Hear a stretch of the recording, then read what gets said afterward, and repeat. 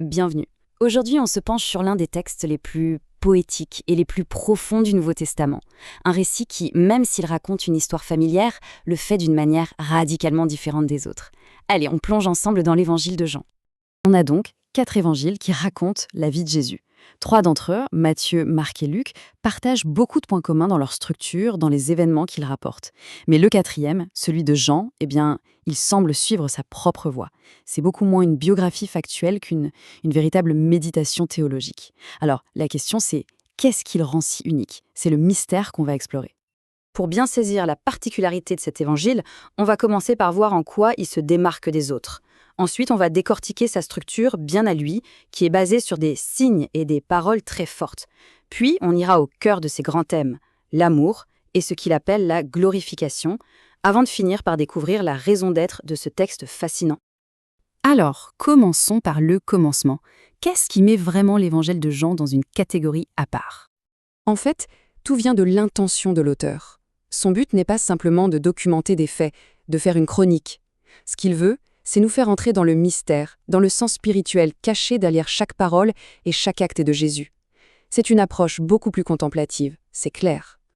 Pour le dire simplement, là où les autres évangiles nous donnent une séquence d'événements, une sorte de film des faits, Jean, lui, fait des arrêts sur image. Il sélectionne des moments bien précis pour en extraire une vérité théologique plus profonde. Le quoi et le comment sont moins importants que le pourquoi. Et ça commence très fort. Dès les tout premiers versets, Jean pose une affirmation absolument fondamentale qui va servir de socle à tout son récit. Jésus n'est pas juste un prophète ou un maître, il est la parole éternelle de Dieu, le Logos, qui a pris un corps humain. C'est le point de départ de toute la pensée de cet évangile. Bon, maintenant qu'on a posé les bases, voyons un peu comment l'auteur construit son argumentation pour nous révéler, petit à petit, qui est Jésus. Il organise toute la première partie de son livre autour de 7 miracles.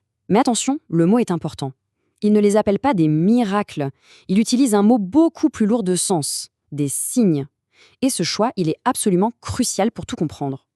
Chaque signe, que ce soit l'eau changée en vin, la guérison de l'aveugle-né, ou même la résurrection de Lazare, n'est jamais juste une démonstration de force. C'est un acte symbolique qui pointe vers une réalité spirituelle beaucoup plus grande, l'identité profonde de Jésus. On pourrait dire que ces signes sont comme des fenêtres ouvertes sur sa nature divine. Et c'est là qu'on voit le génie de sa structure. Juste après chaque signe, Jésus prend la parole pour un long discours, un enseignement qui en explique le sens profond. Le miracle, en fait, n'est qu'un tremplin vers une vérité théologique.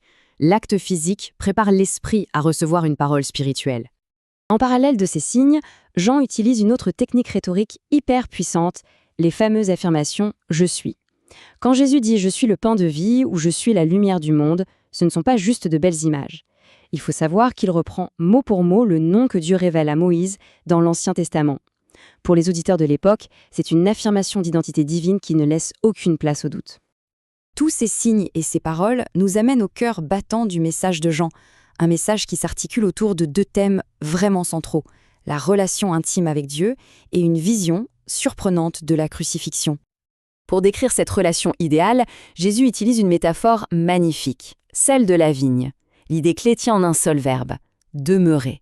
Il ne s'agit pas de passer de temps en temps, mais d'être connecté en permanence, de manière intime et vitale.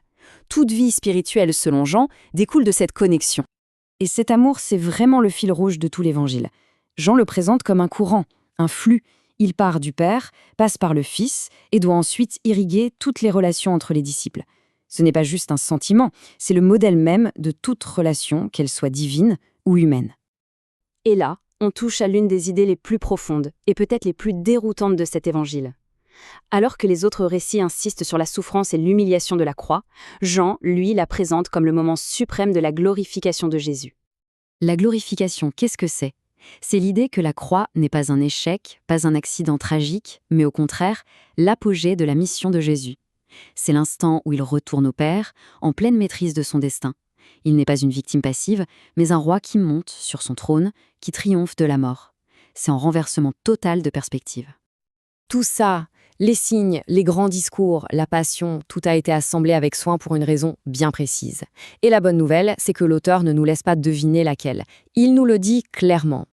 Et voilà, Le texte nous donne lui-même sa propre clé de lecture, son but ultime.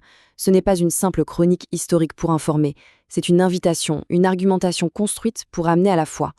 Donc si on résume, chaque élément de cet évangile est une pièce d'un grand puzzle théologique. Rien n'est là par hasard, tout est orienté, tout converge vers une seule et même destination, la foi en Jésus comme Christ et Fils de Dieu, la foi qui est source de vie. Au final, l'évangile de Jean n'est pas seulement un récit, c'est une invitation à regarder au-delà des apparences, à chercher le sens profond derrière les événements, une invitation à croire. Et la question, près de 2000 ans plus tard, reste ouverte. Comment ce message de mystère et d'amour résonne-t-il encore aujourd'hui ?